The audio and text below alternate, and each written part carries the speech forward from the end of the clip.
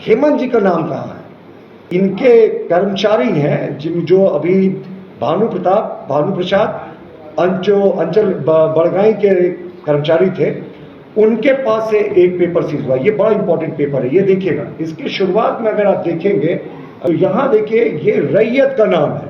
ये रैयत का नाम पंजी 2 में इन्होंने खाली छोड़ दिया था, यानी रैयत का नाम भरने की तैयारी थी और इन्होंने कहा हेमंत सोरेन का नाम भरना था। ये सारा ईडी के चार्जशीट पे है, ये ब्लैंक छोड़ा हुआ था। ऐसा अमूमन आप कभी देखेंगे नहीं। इनके ही करीबियों ने बता दिया, इनके ही अधिकारियों ने बता दिया कि ये जो जमीन है ये डायरेक्टली हेमंत सोरेन जी से लिंक्ड है। और हमने तो आपको दिखा भी दिया कि एक राजकुमार पाहन किरदार है जिनका वीडियो अक्सर जेएमएम दिखाती है। राजकुमार पाहन कोई दूध के दूल्हे नहीं है, ईडी के केस में वो एक अभियुक्त है, आरोपी हैं। उनके बारे में कहा, उन्होंने कहा कि जमीन मेरे कब्जे में थी।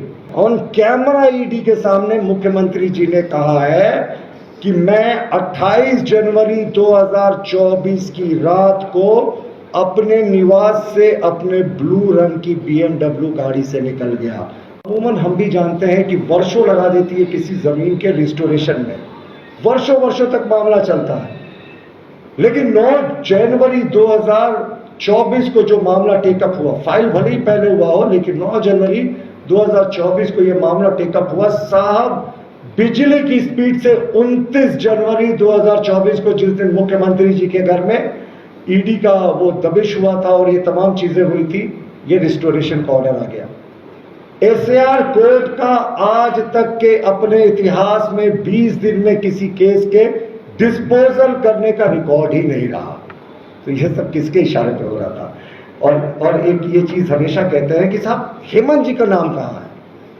तो जो इनके कर्मचारी हैं जो अभी भानु प्रसाद अंचल बड़गाई के कर्मचारी थे, उनके पास से एक पेपर सीज हुआ। ये बड़ा इंपॉर्टेंट पेपर है, ये देखिएगा। इसकी शुरुआत में अगर आप देखेंगे, अगर मैं इसे बड़ा करके आपको दिखा रहा हूं, तो यहां देखिए, ये रैयत का नाम है। ये रैयत का नाम पंजी 2 में इन्होंने खाली छोड़ दिया था, यानी रैयत का नाम भरने की तैयारी थी और इन्होंने कहा हेमंत सोरेन का नाम भरना था। ये सारा ईडी के चार्जशीट पे है, ये ब्लैंक छोड़ा हुआ था। ऐसा अमूमन आप कभी देखेंगे नहीं। तो ये चीजें हैं, यहाँ इस तरह की चीजें लंबे समय से हो रही थी। तो जिस तरीके से ये कहते हैं कि ये बेनामी जमीन से मेरा कोई लेना देना नहीं, साहब, इनके ही करीबियों ने बता दिया, इनके ही अधिकारियों ने बता दिया कि ये जो जमीन है ये डायरेक्टली हेमंत सोरेन जी से लिंक्ड है। और हमने तो आपको दिखा भी दिया कि किस तरीके से इसमें करने की कोशिश थी। अब आप देखें कि आनन फानन में इस जमीन को लौटाने की भी तैयारी हो गई और लौटा भी दिया गया। अब देखिए, कहते हैं ना कि ये कहते हैं कि नहीं, उस जमीन पर एक राजकुमार पाहन किरदार है जिनका वीडियो अक्सर जेएमएम दिखाती है।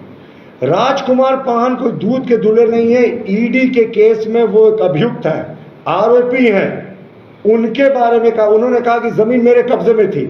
देखिए, जबकि संतोष मुंडा जो है ना, संतोष मुंडा के जो बच्चे हैं, रोहित मुंडा और खुशबू मुंडा, उन्होंने एक बार सैमसंग टीवी खरीदा और एक बार एलईडी सैमसंग एक टीवी खरीदा और एक रेफ्रिजरेटर खरीदा। और उसके 2 इनवॉइसेस मैं आपको दिखा रहा हूं जो ईडी की चार्जशीट पे है। एक इनवॉइस 2017 का है, दूसरा इनवॉइस 2022 का है। और आपको जानकर हैरत होगी, दोनों में पता जो है वो उसी बड़गाई की भूमि का है। यानी राजकुमार पाहन गलत बोल रहे थे कि ये जमीन उनके कब्जे में है।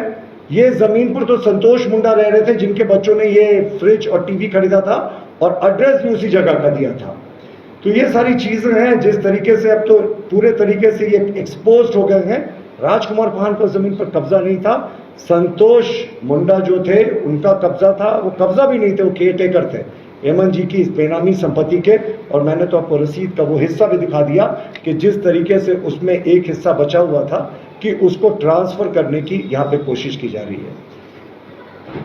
BMW गाड़ी को लेकर भी तरह तरह की बातें हुई। ऑन कैमरा ईडी के सामने मुख्यमंत्री जी ने कहा है कि मैं 28 जनवरी 2024 की रात को अपने निवास से अपने ब्लू रंग की BMW गाड़ी से निकल गया।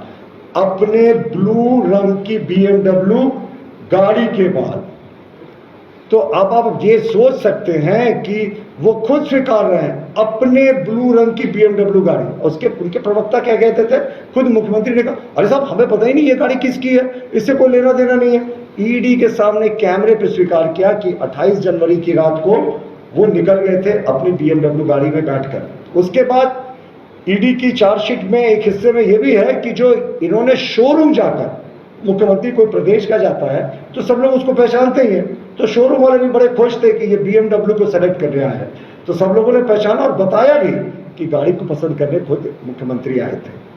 तो अब आप सोच सकते हैं कि ईडी की चार्जशीट के बाद अब तो कोई शक और शिकवा की गुंजाइश ही नहीं होती। पूरे तरीके से हेमंत सोरेन जी की ये बेनामी संपत्ति थी, ये एक्सपोज्ड है, और ये पुलिस का चार्जशीट नहीं है साहब, ये प्रारंभिक चार्जशीट है ईडी का। इसके बाद भी संभवतः वो चार्जशीट करेंगे। लेकिन एक बड़ी घटना जो आज हुई है कि ईडी की चार्जशीट के साथ साथ रिकॉर्ड रूम में डाका डाला गया।